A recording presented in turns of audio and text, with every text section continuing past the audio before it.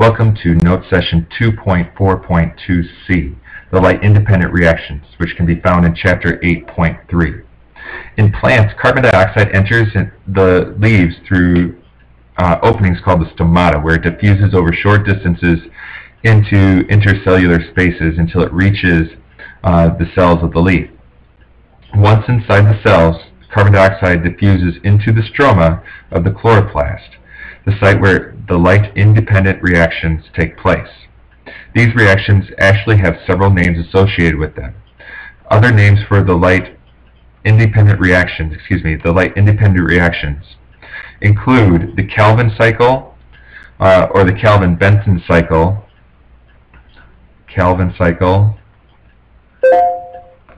or the Calvin-Benson cycle, which are named after the scientists who discovered the light-independent reactions. And then we also have an older name called the dark reactions. The dark reactions isn't really used anymore because it incorrectly implies that the reaction only occurs at night. Actually, it is independent of the light. In these reactions, we are not directly going to use light, which is why most scientists and instructors no longer use it. Remember that in the light-independent reactions, we were harnessing the energy from the sun to produce chemical bonds, ATP and NADPH. These energy-carrying molecules are made in the stroma, where the Calvin cycle takes place. The Calvin cycle is not totally independent of light, since it relies on ATP and NADPH, which are products of the light-dependent reactions. The light-independent reactions of the Calvin cycle can be organized into three basic stages: fixation, reduction, and regeneration. So when we bring in the CO2, we are going to fix the CO2, and then we're going to reduce those molecules that we make during fixation into compounds that we can use to make sugar, and then we're going to go through regeneration.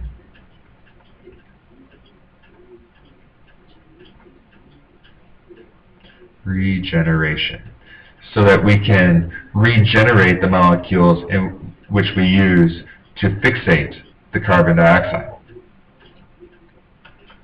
Alright, so in carbon dioxide, when carbon dioxide enters the cell or the chloroplast, we're going to go through carbon fixation. The Calvin cycle, like I said, has three stages. In stage 1, an enzyme called Rubisco incorporates carbon dioxide into an organic molecule called 3-PGA. In stage 2, the organic molecule is reduced using electrons supplied by NADPH. And in stage 3, RUBP, the molecule that starts the cycle, is regenerated so that the cycle can continue. Only one carbon dioxide molecule is incorporated at a time, so the cycle must be completed 3 times to make a single 3-carbon GA3P molecule, and 6 times to produce a 6-carbon glucose molecule. So right here in this picture, we have a carbon dioxide molecule, and remember, we're going to go through 6 cycles to make a single sugar. Alright, so we have 6 carbon dioxide molecules right here. So in stage 1, this would be stage 1, or fixation. We are using an enzyme called RUBISCO.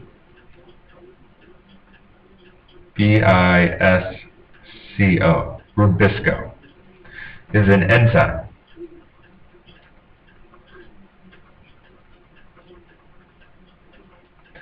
And what Rubisco is doing is it's taking a 5-carbon molecule called RUBP. It's taking this 5-carbon molecule and attaching 1 carbon dioxide to RUBP.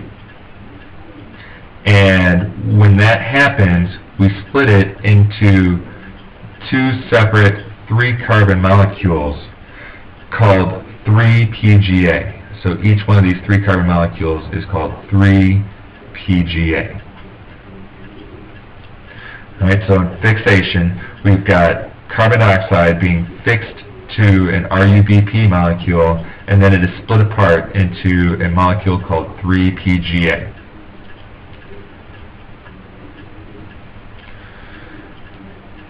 In stage 2, called reduction, ATP and NADPH are used to convert 12 of these 3-PGA molecules into 12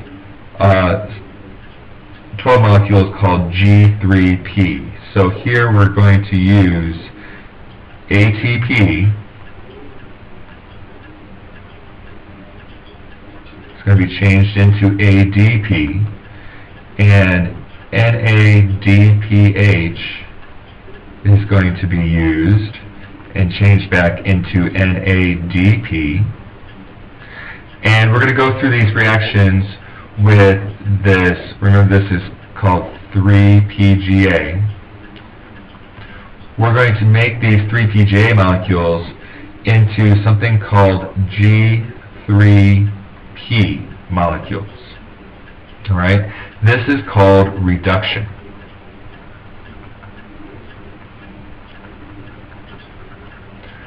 All right? So we're still using enzymes. The only enzyme I want you to know is this one right here called Rubisco. But we're using enzymes to create higher energy forms of these 3-carbon molecules. All right? So we're adding energy to the molecules to create G3P.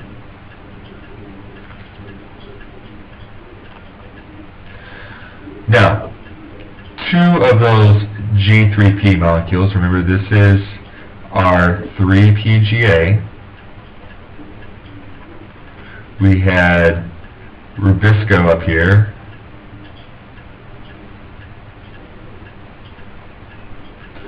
Alright, and this is my G3P molecule. We've used ATP, we've used NADPH, both of which came from the light-dependent reactions. We've made G3P, and 2 of those G3P molecules are going to be transferred out of the cycle and be used to build sugars. These are going to build the sugars. And remember that glucose is made up of 6 carbons. Here I have 2 3-carbon molecules, so we'll put these 2 molecules together to make our glucose.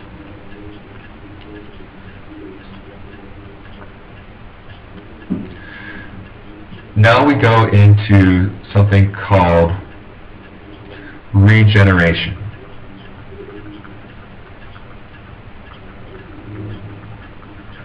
Here we had our Rubisco,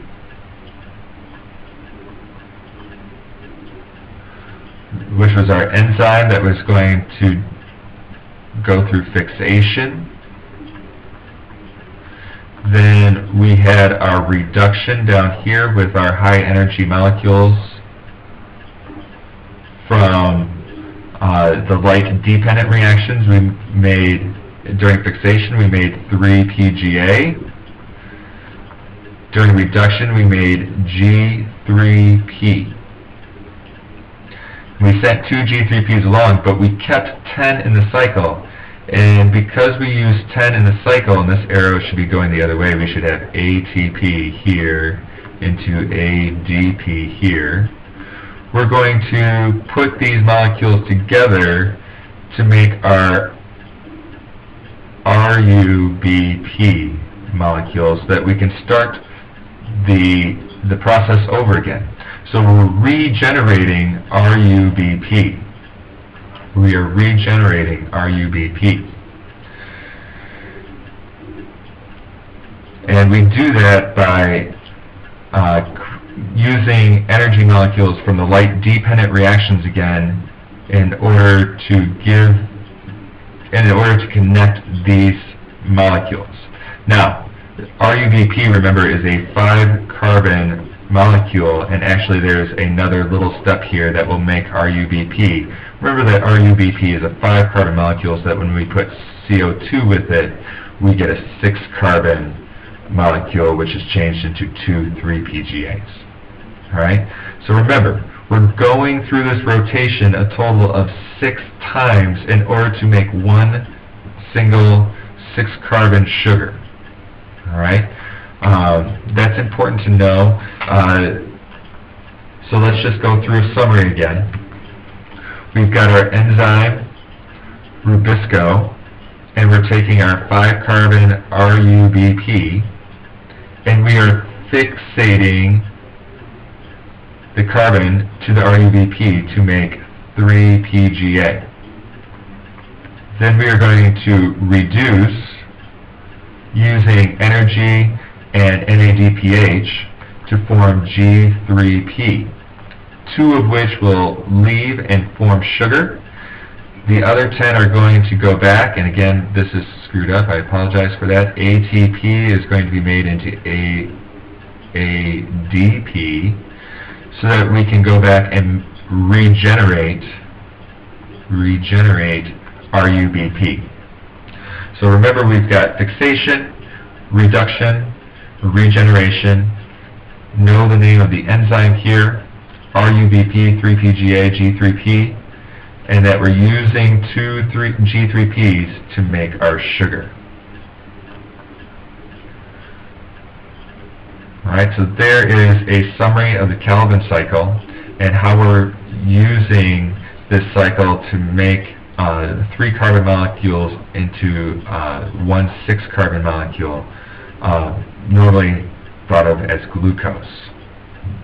Alright, and that's the end result. We're using these 2 sets of photosynthetic reactions working together to take carbon dioxide, light, and water and make NADPH, ATP, so that we can use that with the carbon dioxide to make our sugars and our oxygen. And there you have our 6 CO2 plus 6 H2O using the light to create sugars and oxygen as a byproduct. We're using these 3 things to make these 2 things in our overall reaction. Alright? So keep in mind our reactants and our products as we go through these things. I know that this is difficult. Make sure that you go through this a couple of times. Focus on the practice, and you guys will all be fine. I'll see you in class.